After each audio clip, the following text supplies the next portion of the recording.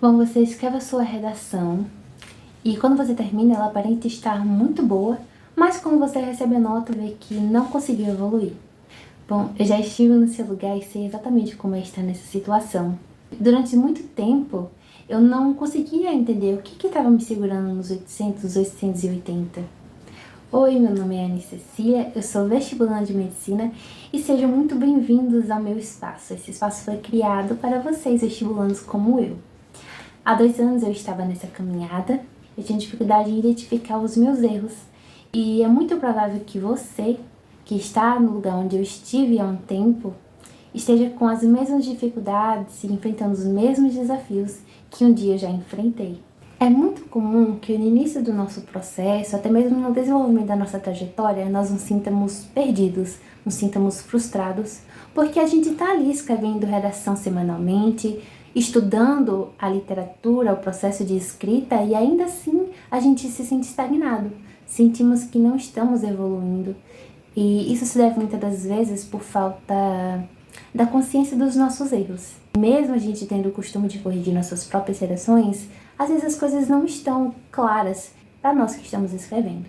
E daquilo que está travando a nossa redação vem antes do processo de escrita. Uma redação muito boa, ela não é constituída de um bom vocabulário, uma boa organização, estrutura, bons argumentos, repertórios, como muitas pessoas acham. É claro que uma boa redação tem que ter bons repertórios, tem que ter bons argumentos, uma boa diversidade, mas esse não é o essencial, esse não é a cerne de uma boa redação. Uma boa redação é constituída de clareza. Mas, Anne, como assim? Clareza é uma coisa tão simples, uma palavra tão pequenininha como essa? Sim, gente. Clareza. É uma coisa muito simples e que muitas vezes falta em uma boa redação. Você já parou para pensar, já parou para ler as suas redações como se você fosse uma terceira pessoa? Como se você fosse a pessoa que não estivesse entendendo nada. Você só encontrou aquele texto aleatoriamente e começou a ler. Você entenderia o que está escrito? Ou melhor, você entenderia o seu ponto de vista? Você ficaria convencido daquilo? Se for uma questão em que há um problema, você entenderia as consequências? Quem que ele afeta? Como ele afeta? As consequências das consequências? É necessário ter clareza, é necessário você ser objetivo. Eu, como corretor, devo entender o que você está me dizendo, mas eu não adivinho nada. Não há uma adivinhação, há uma certeza. E essa certeza quem passa é você que está escrevendo. Do início ao fim do seu texto, eu tenho que sair entendendo completamente o que você está querendo me falar. Existem muitas redações bem escritas, tem um bom vocabulário, tem uma organização ok, mas as coisas não estão claras para mim, que não sei de nada do que esse texto está falando. Uma redação é como uma estrada. Digamos que eu seja a sua corretora. Você que está construindo essa estrada, você que está construindo essa redação, está me fazendo caminhar por ela, está me guiando por esse caminho. No início eu estou no escuro, é só um caminho. Os repertórios são como os faróis do carro. Eles iluminam, o seu bom posicionamento é como as placas de orientação. Se eles são muito bem escritos, muito bem feitos, claros e posicionados, são diretos, então eu vou saber por onde seguir, como pensar para caminhar nesse caminho que você está construindo. Tá bom, Anne, agora eu entendo. O problema do meu texto não é vocabulário, não é repertório e nem falta de ideias. Até porque o texto é bom. O que está faltando é clareza. Clareza do que eu quero mostrar para quem está lendo e clareza no meu posicionamento. Mas não adianta só ficarmos na teoria. Vocês precisam visualizar. Por isso que hoje eu trouxe um pequeno trecho de uma das minhas primeiras redações, quando eu estava lá no começo no cursinho, ainda aprendendo. E eu vou te mostrar como é que um texto pode ter bons argumentos, mas ainda assim perder pontos por falta de clareza. Agora, olhando para esse parágrafo, a primeira coisa que a gente precisa perceber é como as ideias estão organizadas. Por isso, vamos ler inicialmente o trecho completo. Em primeiro plano, sabe-se que após a Grande Depressão em 1929, a economia mundial foi gravemente afetada. Dessa forma, para superar o prejuízo, as indústrias passaram a diminuir a vida útil e qualidade de seus produtos, para que em pouco tempo surgisse a necessidade de comprar novamente a mesma mercadoria, prática nomeada de obsolescência programada. Entretanto, esta prática prejudicou de forma absurda a sociedade, tendo em vista que houve a geração do consumo exagerado, que além de afetar a saúde financeira do consumidor, com gastos desnecessários, acomete o bem-estar ambiental, com a alta produção de lixo. Podemos perceber que esse parágrafo não está ruim. Temos boas ideias nele, como as consequências da obsolescência programada. Porém, a organização dessas ideias está confusa. Não conseguimos identificar onde está cada compartimento necessário para um bom posicionamento. Existe um princípio básico a respeito de um bom posicionamento, que é a estruturação do seu desenvolvimento 1 e do seu desenvolvimento 2, que é padrão para os dois. Vamos relembrar de forma breve. O princípio se inicia com um tópico frasal. Depois inserimos no nosso repertório, seguimos com o nosso posicionamento ao momento que a gente aparece e fala realmente o nosso ponto de vista, trazemos para a realidade e fazemos uma analogia com o nosso repertório. Por fim, nós concluímos tudo a respeito daquele problema. Essa é a estrutura básica, mas podemos perceber que nesse trecho que eu fiz, não temos ela muito bem esclarecida. Vamos analisar. Esse primeiro período era o período que deveria ter o nosso tópico frasal, que é basicamente a afirmação da existência do nosso problema. Para quem está começando a ler, saber o que nós vamos defender e tratar naquele parágrafo. Porém, aqui eu já inicio colocando o meu repertório, sem dar um aviso prévio a quem está lendo. Isso pode prejudicar a clareza do meu posicionamento. Quando iniciamos a nossa redação, nós ficamos muito preocupados com a nossa argumentação. Nossa, o que eu vou defender? Qual que será a minha tese? Nesse momento, a gente acaba perdendo a nossa clareza justamente porque ficamos perdidos com muitas informações que vêm bombardeando a nossa cabeça diversas vezes. Um dos problemas de clareza desse primeiro período é que ele é extenso demais. Períodos muito longos costumam confundir. Foquei demais em tentar explicar o meu repertório e ele acabou consumindo mais da metade do meu parágrafo, além de ainda não trazer a minha tese claramente. Portanto, a primeira coisa que eu quero que você anote é que um dos motivos para a falta de clareza e objetividade são os períodos longos. Se você está vendo que há muita informação, releia, observe o que realmente é importante.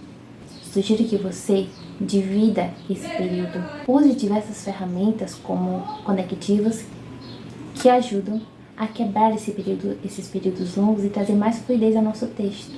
Entenda, o problema do período longo não é necessariamente a informação que você está colocando, mas o fato dele ser extenso e quebrar a fluidez. Além de fazer o corretor reler muitas vezes para que aquele trecho faça sentido. Não se preocupe.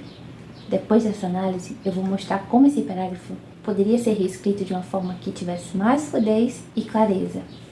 Quando eu escrevi esse texto, eu ainda não tinha consciência de como que é o princípio de uma boa argumentação, como eu havia dito. Portanto, a forma como eu apliquei o repertório e deixei de lado a minha tese fez com que perdesse a minha clareza. Deixou um pouco espaço para que eu pudesse destrinchar qual que era a minha tese. Esse texto ficou muito explicativo ao invés de argumentativo. Vamos voltar a foco nesse trecho. O segundo ponto que eu gostaria que você prestasse atenção na hora de escrever a sua redação é o uso correto dos conectores. Nessa em específico, houve um erro de isolamento. Os conectores são feitos para marcar a coesão textual, a coerência e a progressão de ideias. Nesse momento, dessa forma, para superar o prejuízo. Podemos ver que o dessa forma traria uma ideia de causa e consequência. Porém, sem o isolamento com a vírgula, fez com que parecesse que as ideias estavam coladas. É importante que você se atente também à estruturação e à consciência de isolamento dos seus conectores e o uso dos conectores corretos.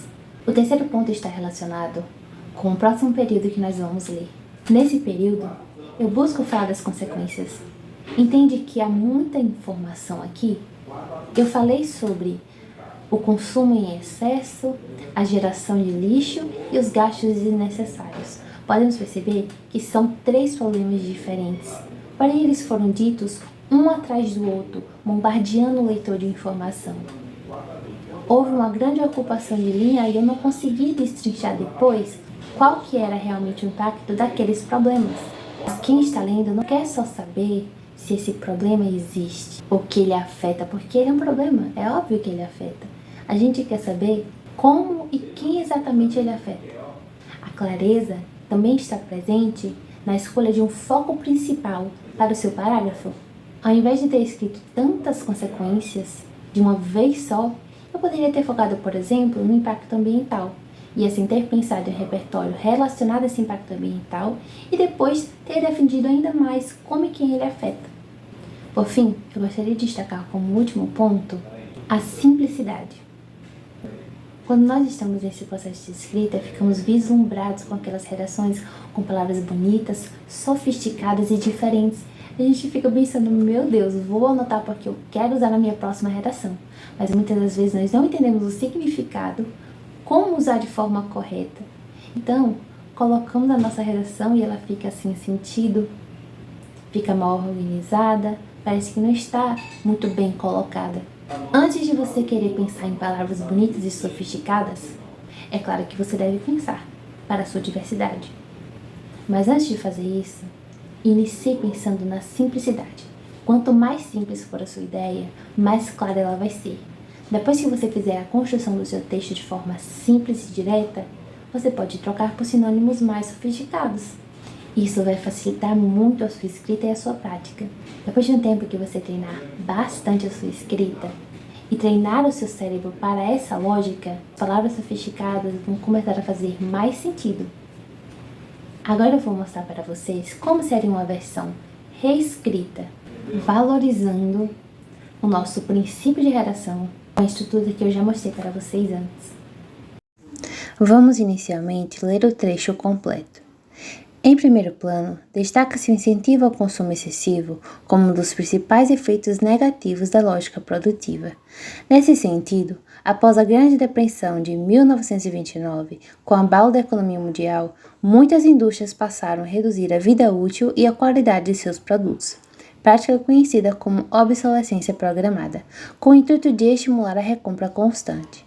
Diante disso, no contexto brasileiro, essa dinâmica se manifesta no estímulo contínuo ao consumo de bens descartáveis, o que impacta diretamente a saúde financeira da população, sobretudo das camadas mais vulneráveis, tendo em vista que os gastos exagerados comprometem a renda mensal, frequentemente insuficiente para suprir as necessidades básicas.